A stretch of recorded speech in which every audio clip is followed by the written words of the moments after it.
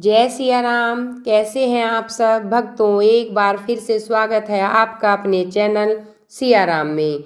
जय माता दी। माता रानी आप सभी की इच्छाएं पूरी करें, ऐसी मनोकामना के साथ चलिए आज सुनते हैं श्री दुर्गा सप्तशती का 8वां अध्याय। इस अध्याय में हम जानेंगे रक्त बीज का वध किस प्रकार हुआ। 8वां अध्याय शुरू। ऋषि बोले, चंड और मुंड नामक दैत्यों के मारे जाने तथा बहुत सी सेना के विनिष्ट हो जाने पर दैत्यों के राजा प्रतापी शुभ के मन में बहुत क्रोध पैदा हुआ। उसने दैत्यों की संपूर्ण सेना को युद्ध के लिए प्रस्थान करने का आदेश दिया। वह बोला, आज उदायुध नाम के 86 दैत्य सेनापति अपनी सेनाओं के साथ युद्ध के लिए कूच करेंगे और कंबू नाम वाले दैत्यों के 84 सेना नायक अपनी अपनी सेनाओं से घिरे हुए यात्रा करें। 50 कोटि वीर्य कुल के और 100 धूम्र कुल के असुर सेनापति मेरी आज्ञा से सेना सहित प्रस्थान करें। कालक, दोहार्थ, मौर्य और काल के असुर भी लड़ाई के लिए तैयार हों। मेरी आज्ञा से तुरंत प्रस्थान करें। भयानक शासन करने वाले असुरराज शुभ इस प्रकार आज्ञा दे सहस्त्रों बड़ी बड़ी सेनाओं के साथ युद्ध के लिए प्रस्तुत हुआ।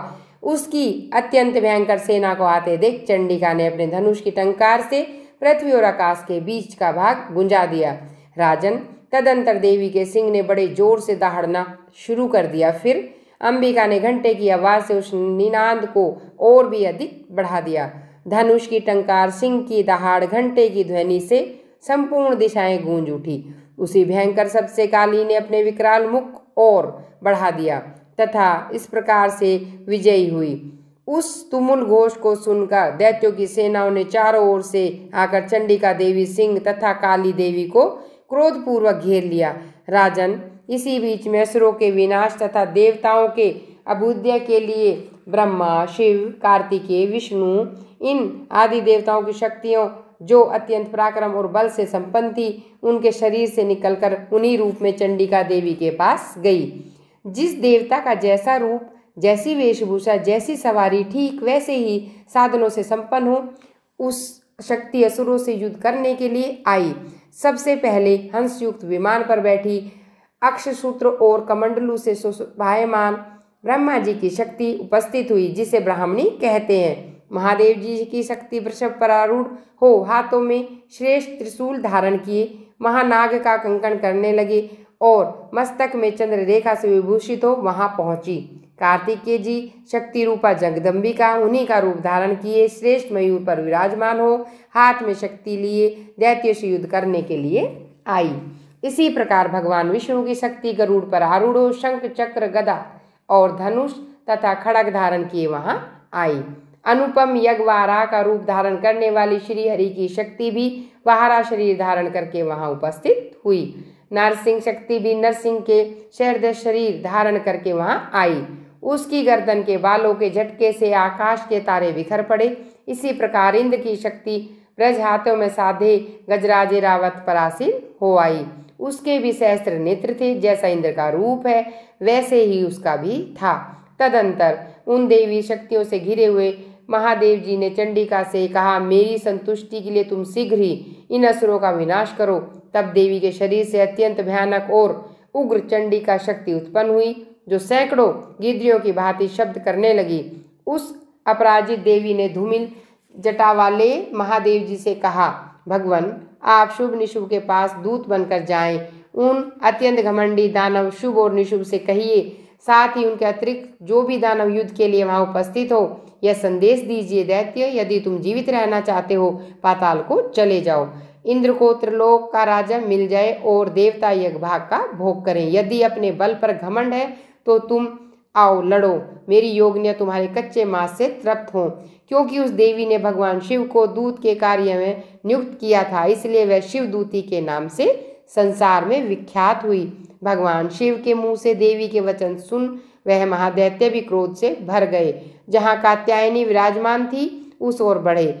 इसके बाद दैत्य क्रोध में भरकर पहले ही देवी के ऊपर बाण शक्ति और अनेक शस्त्रों की वर्षा कर चुके थे। तब देवी ने भी खेल खेल में धनुष की टंकार की। उसे छोड़े हुए बड़े बड़े बाणों, दैत्यों के चलाए हुए बाण शक्ति और फरसों को काट डाला। फिर काली उनके आगे होकर शत्रुओं को शूल प्रहारों से विदीर्ण करने लगी। खड़वांग ने उनका कचूमर निकालती हुई रणस्थली में विचरने लगी। ब्रह्माणी भी जिस जिस ओर जाती उसी उसी ओर अपने कमंडलू का जल छिड़क कर शत्रुओं के ओज और पराक्रम को नष्ट कर देती थी। महेश्वरी ने त्रिशूल से तथा वैष्णवी ने चक्र और अत्यंत क्रोध में विह्वल हुई कुमार कार्तिकेय की शक्ति ने दैत्यों का संहार आरंभ किया। इंद्र शक्ति के प्रहार से आहत हो सैकड़ों दैत्य दानव रुधिर धारा बहाते हुए धराशायी हो गए। वाराही शक्ति ने कितनों को अपनी थूथन की मार से और दाढ़ों के अग्रिम भाग से कितनों को छाती फाड़ डाली तथा कितने ही दैत्य चक्र की चोट से विदीर्ण हो गए। नरसिंह भी दूसरे महादैत्य अपने नखों से विदीर्ण करके खाती गई और चारों दिशाओं में आकाश को गुंजाती हुई युद्ध क्षेत्र में विचरने लगी। शिव दूती के प्रचंड और अट्टहास से भयभीत कितने ही असुर पृथ्वी पर गिर गए। शिव दूती ने उस समय अपना ग्रास बना लिया। इस प्रकार क्रोध में भरे मातगणों को नाना प्रकार के उपाय से बड़े बड़े असुरों का मर्दन देख दैत्य सैनिक भाग खड़े हुए। मातगणों से पीड़ित दैत्यों को युद्ध से भागते देख रक्तबीज नाम का महादैत्य कुपित हो युद्ध के लिए आगे बढ़ा।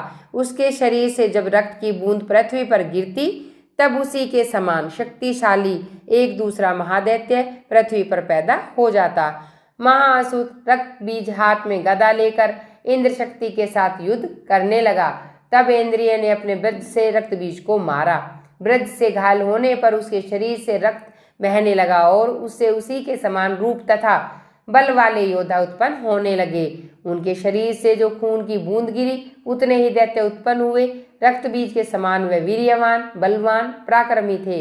रक्त से पैदा होने वाले दैत्य अत्यंत भयंकर थे और मातगणों के साथ अत्यंत घोर युद्ध करने लगे। पुनः ब्रज के प्रहार से उसका मस्तक घायल हो गया। पुरुष भी वैसे ही पैदा हुए। वैष्णवी ने युद्ध में रक्तबीज पर चक्र का प्रहार किया। इंद्री ने दैत्य सेनापति को गदा से चोट पहुंचाई। वैष्णवी के चक्र से घायल होने पर उसके शरीर से जो रक्त बहा वह उनको उसी के बराबर वह चट करती चली गई। और जैसे जैसे कुमारी शक्ति से वाराही खड़क से और माहेश्वरी ने त्रिशूल से महादैत्य रक्तबीज को घायल किया, उस महादैत्य रक्तबीज ने भी क्रोध में भरकर गदा से सभी मात शक्तियों पर पृथक पृथक प्रहार किया। शक्ति शूल आदि से अनेक बार घायल होने पर जो उसके शरीर से रक्त की धारा गिरी उसे सैकड़ों पर उत्पन्न हुए और इस प्रकार उस महादैत्य के रक्त से प्रकट हुए असुरों तथा संपूर्ण जगत व्याप्त हो गया। इससे देवता आतंकित हो उठे। देवताओं को उदास देख चंडिका ने काली से शीघ्रता पूर्वक कहा, चामुंडे तुम अपने मुख को विस्तृत करो। मेरे शस्त्रपात से गिरने वाले रक्त बिंदुओं को उत्पन्न होने से पहले तुम अपने उतावले मुख से खा जाओ। इस प्रकार रक्त से उत्पन्न होने वाले महादैत्यों का भक्षण करती हुई विचरती रहो। ऐसा करने से उस महादैत्य का सारा रक्त खत्म हो जाएगा और वह स्वयं ही नष्ट हो जाएगा। इन भयंकर दैत्यों को जब तुम खा जाओगी दूसरे नए दैत्य उत्पन्न नहीं होंगे। ये कहकर चंडिका देवी ने शूल से रक्तबीज को मारा। काली ने अपने मुख से उसका रक्त ग्रहण कर लिया। तब उसने चंडिका पर गदा का प्रहार किया, किंतु उस गदापात से देवी को तनिक भी वेदना नहीं हुई। रक्तबीज के घायल शरीर से बहुत सा रक्त गिरा, किंतु जो ही वह गिरा त्यों ही चामुंडा ने उसे अपने मुख से खा लिया। रक्त गिरने से काली के मुख में जो महादैत्य उत्पन्न हुए उन्हें भी वह चट गर गई और उसने रक्तबीज का रक्त पी लिया। तदंतर देवी ने रक्तबीज को, जिसका रक्त चामुंडा ने पी लिया, वज्र बाण खड़क सृष्टि आदि से मार डाला। राजन, इस प्रकार शस्त्रों के समुदाय ने घायल रक्तबीज हुआ महादैत्य रक्तबीज पृथ्वी पर गिर पड़ा। नरेश्वर, इससे देवताओं को अत्यधिक हर्ष की प्राप्ति हुई और मातृगण उन असुरों के रक्तपान के मद से उद्यत होकर नाचने लगी। इति रक्तबीज वध नामक 8वां अध्याय समाप्त। जय माता दी। अगर आपको मेरे द्वारा सुनाए गए दुर्गा सप्तशती के पाठ पसंद आए तो आप मेरे चैनल को लाइक कीजिए, सब्सक्राइब कीजिए और मेरी वीडियो को अधिक से अधिक शेयर कीजिए। जय माता दी।